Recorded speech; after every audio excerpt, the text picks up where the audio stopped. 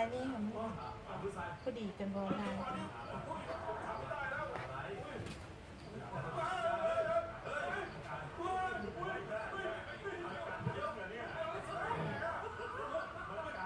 เล่นเวลาไม่เข้ากันเลย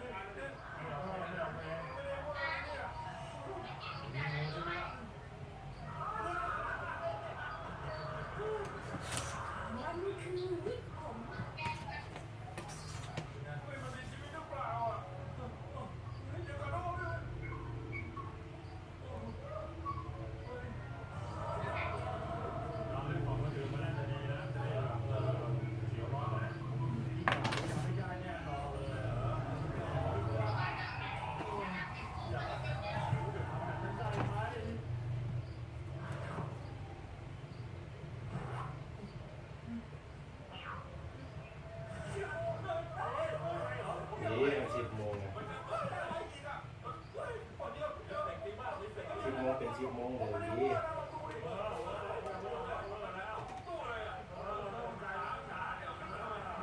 มันคือกลิ่นทะเล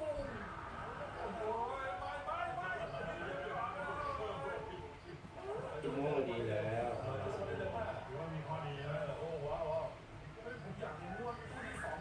กาย10 โมงแล้ว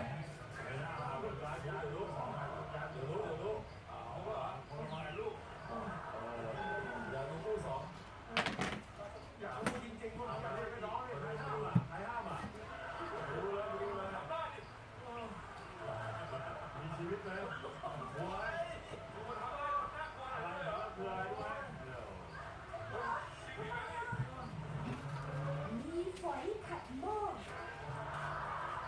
มีเส้นพาสต้าแช่น้ำเย็นกินกับชูที่มันโมโนซูชิความอร่อยที่มีที่ถึงเสมอ เย็น ทุกคำส่งตรงจากญี่ปุ่นปรุงโดยเชฟระดับประเทศด้วยคอนเซ็ปต์มื้อเช้าญี่ปุ่นทานอะไรมื้อเย็นคนละทานเหมือนกันถูกราคาลด 25% ลูกค้าทรูลด 10% เมนูแบบอาราคาร์ทอร่อยแบบนี้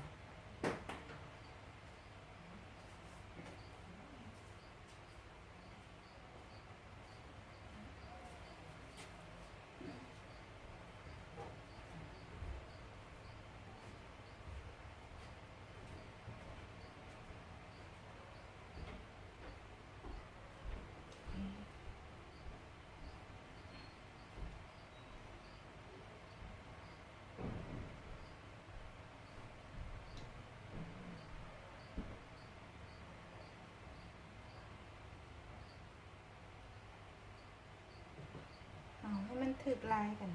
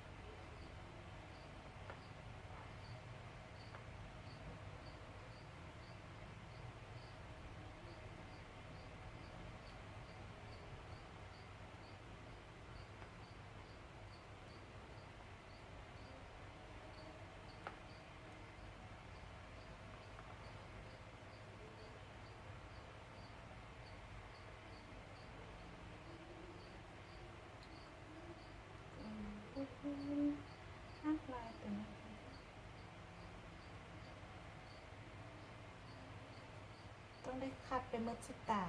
สุดลายต่อข้าสั้นน่ะมันส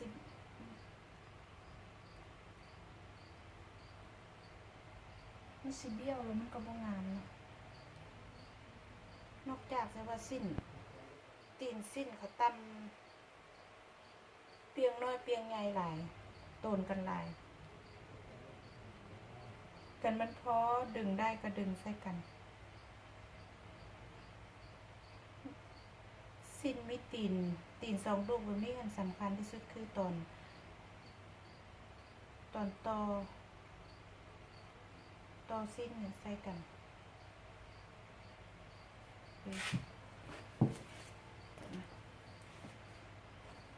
เวลายึดมันจะออกมาเป็นสิเวลายึดมันก็จะออกมาเป็นสิมันถือลายสิถ้าห้าเอาลายตัวนี้รุดตัวนี้ลงไปอย่างสิแม่นโบได้ ต้องเอาลายให้มันผู้ดีกันตุกเป๊ะอย่างสิมันจะพยายามแล้วก็นี่